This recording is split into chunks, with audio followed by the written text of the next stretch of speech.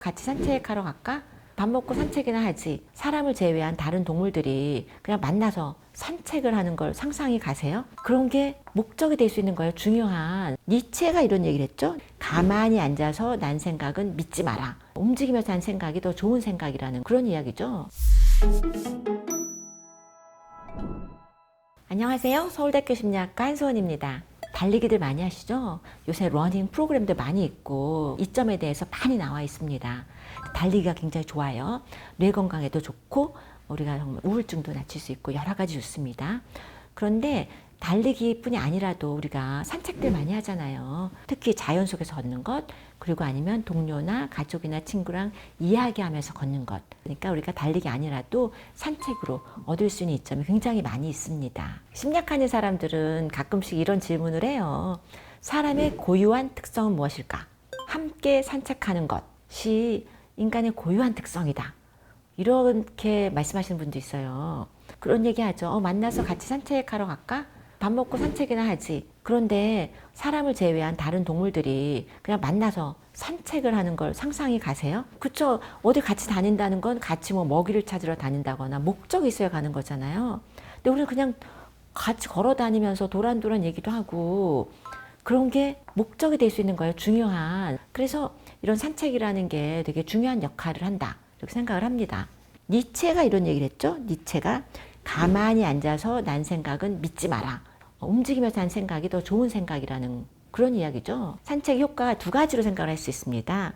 하나는 산책하면서 이제 사회적인 연결을 하는 사회적인 효과가 있고요. 또 한 가지는 움직임이 뇌에 끼치는 영향이에요. 우리가 산책을 한다고 하면 자연이 있는 곳을 우리가 거니는 것을 산책이라고들 많이 하죠.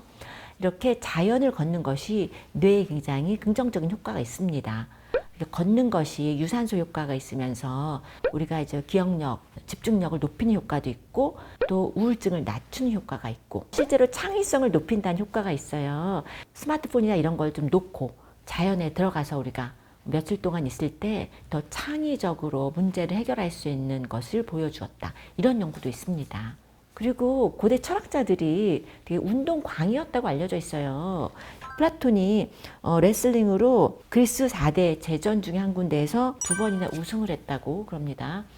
우린 철학자라고 하면 뭔가 약간 가만히 앉아서 책만 읽으셔야 될 것 같죠? 아닙니다. 소크라테스도 그런 비슷한 얘기를 한 적 있어요.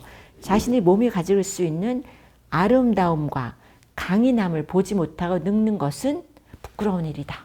이렇게 몸과 마음이 연결되어 있다는 건 예전부터 알려져 있고요.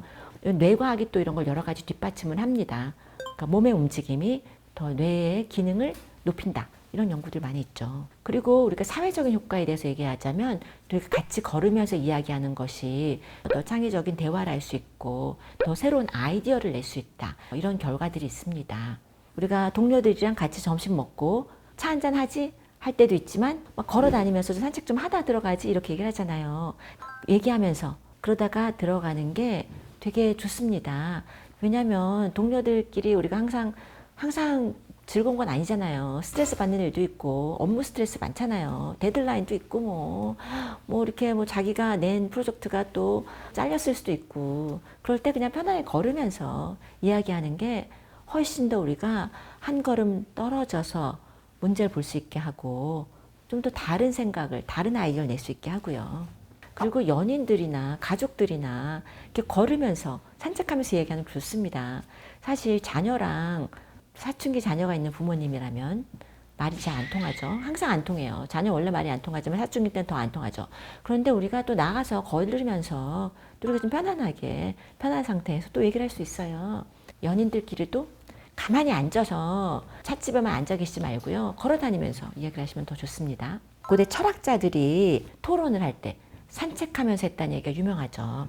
플라톤의 대화편이 이제 스승인 소크라테스랑 같이 산책을 하면서 대화한 것을 기록한 것이다. 소크라테스는 사실 저도 잘 몰랐는데 직접 글을 쓰지 않았다고 하던데요. 제자들과 대화한 것을 제자들이 글을 써서 책으로 남겼는데 그럴 때 어떻게 대화를 했느냐? 가만히 앉아서 한 게 아니라 걸어 다니면서 산책하면서 대화를 하고 토론을 했다. 이렇게 알려져 있죠. 그래서 이것도 유명한 얘기죠. 칸트가 산책을 얼마나 열심히 했느냐.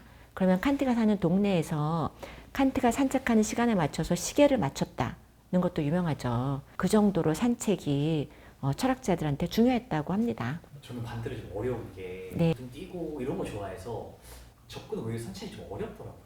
네, 사실 저도 천천히 그럼 답답하거든요. 성미가 급해서 심지어 저희 친구들이랑 어디 갔는데 저는 계속 걸어야 되는데 이 친구들이 앉아 있는 거예요. 그러더니 야 소은이는 좀 움직여야 되니까 야 네가 가서 마시고 네가 사와. 그래서 저는 막 괜히 뛰어가서 마시고 사다 주고 또 뭐 사올까? 가만히 앉아 있는 걸 별로 좋아하지 않고 저는 걷는 걸 굉장히 좋아해요. 오늘은 산책에 대해서 이야기를 해봤는데요. 철학자들도 산책을 많이 하고 사람의 독특한 특성일 수도 있다. 이렇게 얘기했는데 이런 영상이 도움이 된다고 생각하시면 구독, 좋아요 해주시면 더 좋은 영상 만들어 보도록 하겠습니다. 감사합니다.